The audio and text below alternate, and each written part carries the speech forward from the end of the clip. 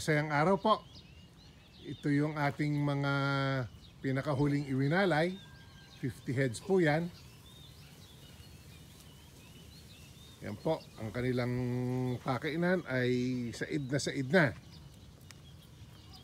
Nakapagbigay na po ng 8 timba dito sa umaga. At sa pamerienda ay 5 lang binibigay gawa po ng napakainit. Ito po naman po yung sunod nating kukunan ng mga panghatid kay Ka-Farmer Engel. Yan, may kaunti pa pong tira sa ipinakain kaninang umaga.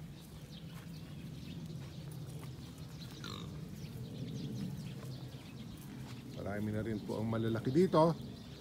Yung pong dalawang pinakamalaki ay magku-40 na nung inihatid ko nung 1 linggo. At meron pa rin po tayong malalaki na nandito.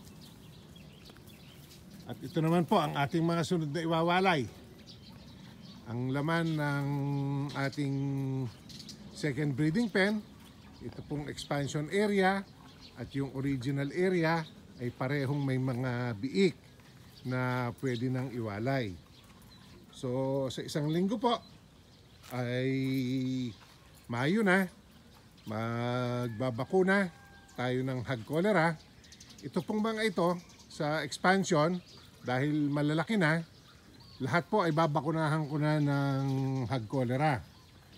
Yung pong medyo maliliit pa na nadede pa sa kanilang mga inahin ay iiwan natin dito. Yun naman pong mga malalaki na malalakas na pong kumain ay iwawalay na natin at dun po sila sa second winning growing pen mapapapunta. Dun po sa consolidated, meron po nag-iisang biik doon na isinilang noon kaya inalisan natin yung inahin na yon. Malaki na po. So babakunahan rin yon at itatawid na doon. Kasama po ng mga ito. Yan po, kita nyo may malalaki, meron pong medyo maliit pa. Malalakas na pong kumain, yung pong 8 kilong premium starter, haluan ng 1 timba ng sapal ng soya, ay mabilis nilang nauubos. Ito po ay nagbigay kaninang mga 6 ng umaga. Tignan po natin ang kanilang pakainan.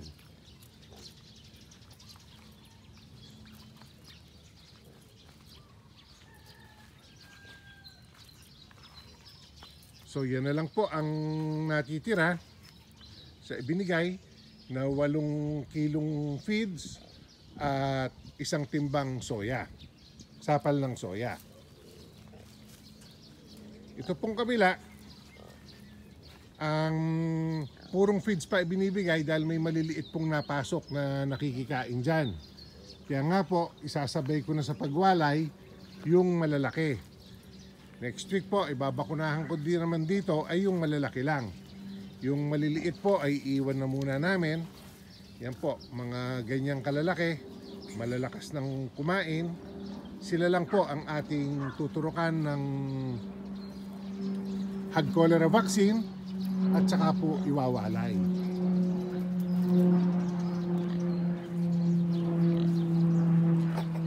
Yan pong maliliit pang ganyan, iiwan muna natin dito. Yun po, malaki yun. Kasama na rin sa matuturukan at mapapawalay yan. Pero yung pong batik, yun, may iwan po yun.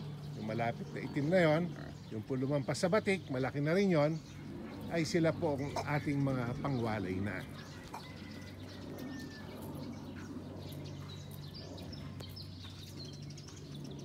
Marami na rin po ang naglalandi uli sa ating mga inahin dito. Kaya yung pong magkapatid nating bulugan ay pinagsama ko muna dito sa original area ng ating second breeding pen. Gawa po ng kahapon nung naglalakad ako, napansin ko na 3 yung dumidikit sa barako. So hindi naman po kakayanin ng ating junior bore na sabay-sabay serbisyohan yon. Doon po sa kabila, wala ako napansin na nadikit doon sa ating bulugan. Kaya sabi ko kay Lito, itawid muna dito yung itim na bulugan. So dalawa po ang bulugan natin ngayon dito sa original area ng ating second breeding pen para po maserbisyuhan ang ating mga inahin. Magkapatid naman po yung dalawang bulugan na yon, kaya sa tracing po ng bloodline ay hindi naman tayo mahihirapan. Alam po natin na ang mga susunod na biik dito ay 25% Quezon Black, 25% Berkshire, at yung 50% po ay Pampanga Native. Gawa ng Pampanga Native po ang ating mga inahin dito sa area ito.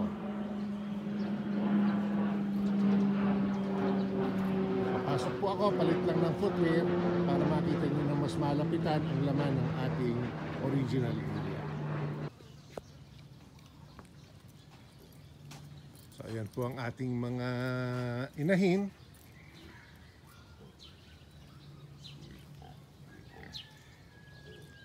Dito sa second breeding pen. Ito po si Puti ang Tiyan. Naglalandi na rin po yan.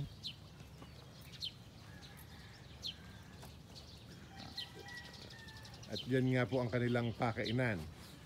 So next week, manghuhuli tayo sa mga ito. Dati rin pong gawi, pakakainin, pagpasok po, sasarhan itong ating lusutan na ito. At huhulihin po yung mga dapat hulihin dyan sa loob ng pakainan.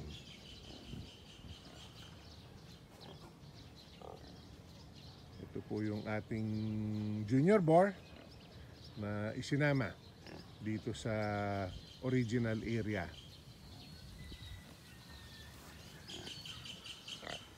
Yan po mga biik, curious, karinig ng boses, takbo na naman. Yan po, ganyan katuyo po talaga dito sa amin. Bahagyang galaw ng ating mga alaga, alikabok. Kaya may tinatawagan po akong tubero na hopefully po ay makapagtayo pa kami ng isang shallow well para po kahit na paunti-unti lang ay madiligan ang ating lupa para po hindi masyadong magabok. Kasi po nag-a-assume lang naman ako na yung gabok ay nakakairita po sa ating mga tao, kaya malamang po ay nakakairita rin yan sa ating mga alaga. Ayoko naman pong nagpuputik kasi yung lugar dahil yung putik naman po ay pwedeng pamugaran ng mga mikrobyo.